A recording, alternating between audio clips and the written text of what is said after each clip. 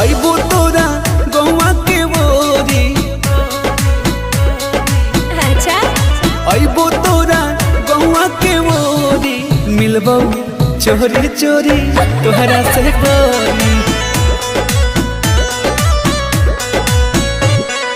पागल कइले रूपवा बा तोरी। मिलबो चोरी चोरी तोहरा से गोरी। पागल कर दे की